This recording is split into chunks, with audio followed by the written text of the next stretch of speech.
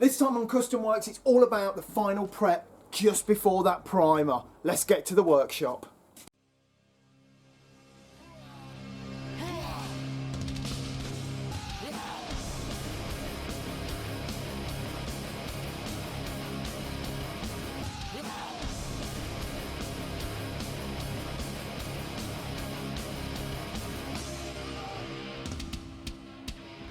Right then, let's get that final prep done.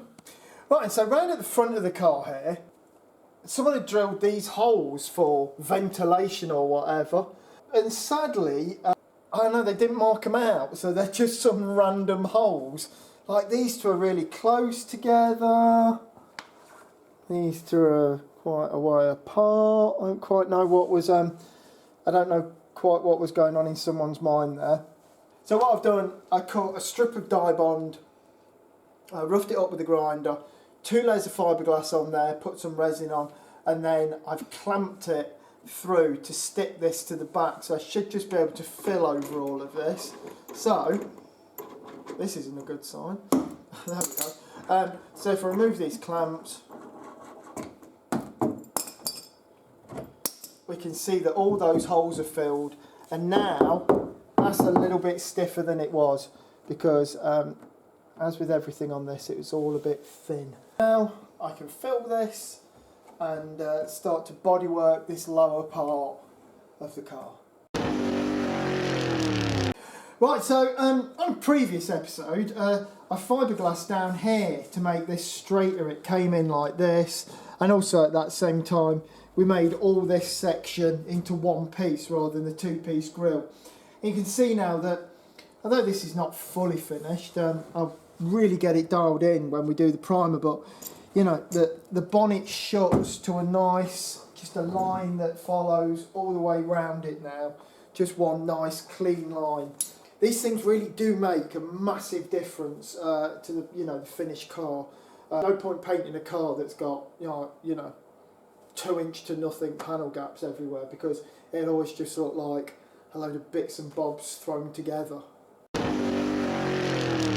As you can see here as well on the top of the visor, this visor it came across here, and then there was, and I don't know how else to describe it, there was like an inch of like silicone or something like that, and then the roof, and so I just put this big rank sort of strip of glue down it. So what I did, I knocked that back so there was no high spots on it, and I glassed all the way across and glassed and blended that to the roof, so it looked a lot better. And now of course I've smoothed it into the roof, making a nice transition from there and into the roof and smoothing it out, and it looks about 1,000,000 times better. But what was there before, of course, it was just some sealant, and there's no way of painting that, so pretty much this was the only way I could do it. Right, one thing with this truck and this body that's caused real problems and just so much time, what someone's done is that they've painted it in, I don't even think it's base coat. It seems it had too much, as I'm standing through I can see too much shine in it. So they painted it and then clear coated over it, but obviously left it, I don't know, a week and then clear coated it. And you never get that like chemical bond between the clear and the base coat. And you can really see it here where I've been sanding. You see, this is the dulled off clear coat, this is the base coat, and then you can see down this edge just how shiny the paint is that this clear coat has been put over. You know, as I sand it back, I can see just how shiny it is. So that is just shiny paint that has fully gone off with another coat over it, and there's nothing you can do. You've got to take it off because there is no adhesion there whatsoever. So that has been a real problem with this, and it's taken a long time to get it right. So when you're doing a panel gap like this and it's on a fiberglass car that isn't very good like this, you'll often get to, I'm nearly there on this panel gap, but if we look in the gap here, there's stray fibres. Might be very difficult to see, but there's some stray fibres in there. Now we need to get rid of those. So what I'm going to do, I'm going to brush resin in here and get resin on all of those stray fibres. And what this will give me, it will make this fibres be very stiff, very hard, and I'll be able to sand those off after. At the moment, it's like trying to sand like the edge of a rag. You know, you're never going to get rid of it. But by doing this, I get to sand those off. Also, I often think by coating panel gaps, particularly if there's a lot of filler and a lot of fiberglass around those gaps, the resin sort of shores that up and you really get on those edges and it glues everything together a lot more stable. Don't forget, this is, you know, the edge of a car door. It's got to be relatively strong. But what I'll do now, all the gaps on the doors on this are looking about right. So any gaps like this where they're blind, I'll go round with this and strengthen them up a bit. So then, we're really starting to get somewhere with the bodywork on this. I've been working on these sort of inner edges that have probably been built up, I don't know, it's probably built up 15 mil to get that bonnet to fit. But I have been looking at what this car looks like under the bonnet, and there's things like this on the firewall which had, if you remember, it was all clad in these like offcuts of aluminium checker plate for some reason. And this needs to have no holes in it. So what we're going to do, we're going to make a piece of dye bond that fits that, then we'll bond it back on, because I've got every one of these holes, which there seems to be a lot of holes. You know, that is between the engine and you in the car. And I always like to think that maybe there is something between me and the engine, even if it is just a piece of dye bond. But yeah, we'll cover that over, so all that's a lot better. And also, so when it rains, it doesn't just, you know, create like a waterfall behind the dashboard, because there's cutouts here for water to drain, not to drain in here. Seems crazy, that does, so I'll be looking at that as well. All of this just to make this just a car that can be used, you know, on a daily basis. Definitely the car we started with could not have been used on a daily basis. But we get in there, and let's just have a look. With the bonnet down, if we look at the whole car, it is looking pretty damn awesome.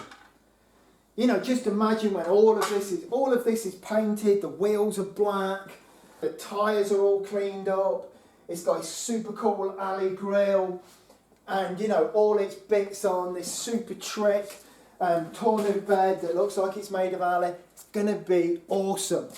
But with every project, there are parts where you think, oh my God, is this ever gonna end? It always does end, and things, if you do it right, they turn out great. So, let's get on, let's get it finished. This tonneau comes up to this small fixed panel. As you can see, look, this bit hinges, this bit's fixed. And these two sort of pressings, or fake pressings, in the back of the cab are in the way of this. Now, what we could do is we could profile this, the piece of aluminium that's going to cover this timber. We could profile that to fit in there, but that is a lot of trouble. And you're always, I don't know, it's never going to be quite right. So what I'm going to do, as the pressing goes in, I'm going to make it look like the pressing comes out. And I'm going to go from this corner all the way over to that corner with a nice flat piece of dye bond. I'll probably triple that dye bond up so it looks a little bit sort of fatter, and it looks like a pressing from the inside out rather than the outside in. And what that'll do is give us a lovely clean line all the way across the bottom there for the aluminium to go up. No profiling, nothing like that. Everything just nice and finished and factory looking. And what I've done, I've cut a lot of strips of dye bond, and I'm just painting on now some of this contact adhesive and sticking them all together so that I can make a nice big thick chunk that I can sculpt and put a nice rounded edge on. Once that's bonded to the body and body worked in, that will look like a standard pressing in what would have been a steel car. So all these bits are now stuck together, and I've rounded off the edge there. Okay then, so I'm going to put this on. There we go, and on. Let's give that a good bump. Now what I will be doing on this, I will be going over this with some fiberglass resin, just to make sure that is absolutely stuck to there. But that's it. And like I say, those two indents, you know, would have made this edge. I would have got it in the end, but it would have took ages and ages and ages to have got that dead right. Okay, so what I'm going to do is just give this a coat of fiberglass resin, and that should make sure that's stuck on. It will drain down the back, and it'll get under there, and then that's not going anywhere. And then tomorrow what I'll do, I'll just bodywork this just like everything else, because that is thoroughly bonded on there. We've tackled the problem here of the rebate to the door. Now the door seal's nice, but now another thing you need. This might sound obvious, but gotta have a window. Oh yeah, you need a window in a car. So what have we got here? This is pretty much how the door came to me. So I've got some bits of wood screwed in, some bits of this stuff, which I've pulled most of it out, but I'm going to be replacing all that, and some very floppy channel that goes in that isn't really fixed anywhere. There's just this massive gap. There's, you know, when the window comes up, there's just gaps everywhere, nothing works, and of course there's no mechanism at all. A few weeks ago I did say, like, I was gonna fit actuators in, and I'm still gonna fit actuators, and someone out there said, why don't you fit an electric window kit? And I thought, oh yeah, maybe that would be a cheaper option. So I looked at electric window kits, and it was a great suggestion. But what I realised is, electric window kit just makes the window, the standard window, electric, and you need, you know, all that like gubbins inside the window that actually holds the window and puts it up and down. You need all of that as well, and you know, the old turny handle. Of course, this car's got none of that, so I'm just going freestyle with the electrical actuator to get these working, because really there's nothing there. There's nothing there that will make the window work other than this butchered piece of aluminium. What I've done on this side is I've closed in around the window, so we've got a lot better fit up to the glass. This has got the rubber in it, and this, you know, the door actually finishes close to the glass, and we'll be able to get a bit of like seal in there to stop any wind noise. And we've also made and extended the top of the door up slightly, and then remade all of this frame round here. As you've just seen on the other side, it's just useless. What do we start off with here? Well, I've got this bit of alley channel that someone's put in, which isn't quite the right thing to put this window channel in. So what I've got to do, see, that should just fit in, but it's not quite deep enough. This channel's not. They've got the wrong channel. But rather than redo that, what I'm going to do is I'm going to glue this into the channel, then we'll put the glass in, and then we'll look at closing up this gap and making all of this just a little bit more car-like. Very similar thing, isn't it, on this, to the rest of the car. Everything's a bit like this. Just all a little bit thin and rubbish. So, let's get to it, let's get it sorted. Bit of contact adhesive, I'm going to run it round this aluminium channel, and then I'm going to bond that like flopped rubber stuff in that it slides in. Shouldn't have to do this, but this ain't no normal car, as we've found out many times. And now I'm going to do the same on the back of the rubber, making sure I don't get it on this part.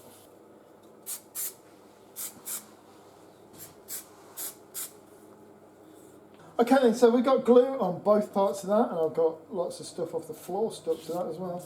I'm going to put that in there, and then we'll see how the glass fits.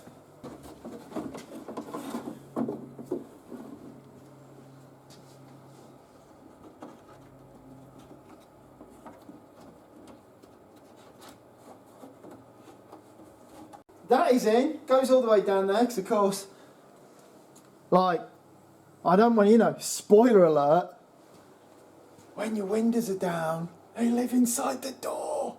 They're in there all along. It's not magic at all. Anyway, we're going to try this glass in. Now, glass on this car, particularly novel. See this? This is straight. See this piece of glass? Yeah, it's not so straight. Oh dear. So, anyway, hopefully that rubber's got a bit of, you know, take up. Anyway, I'm going to pop this in and we'll see how that fits.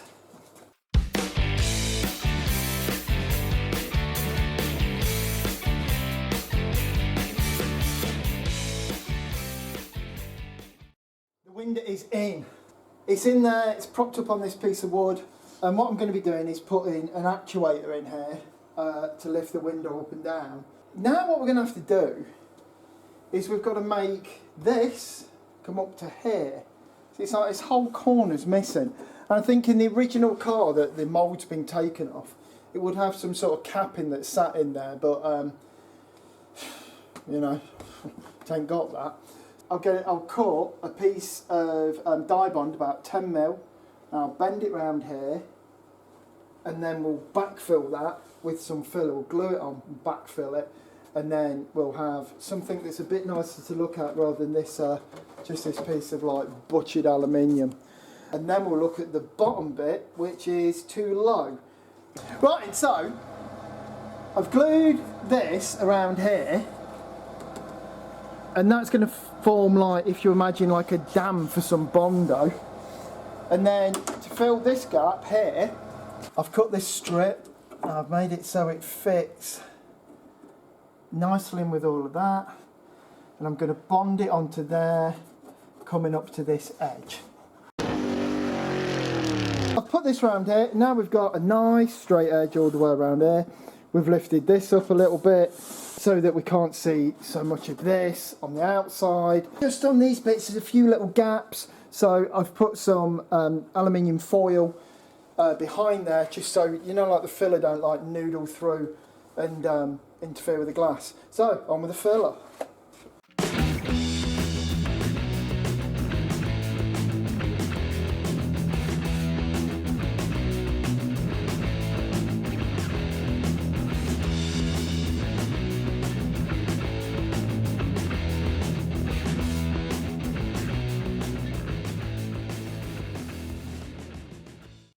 So the filler's on now, all the gaps are closed up and the filler's drying. What I'm going to do, give this 10 minutes, now whip over it with the DA sander, see what it looks like, maybe give it a bit more of a fill. We've closed all that mess and all that gap up. And these sorts of things, you know, I know this is just going to be a daily driver, but these are the things that, you know, are between like a car and just like a shed on wheels. The filler's dry, I'm going to DA it off.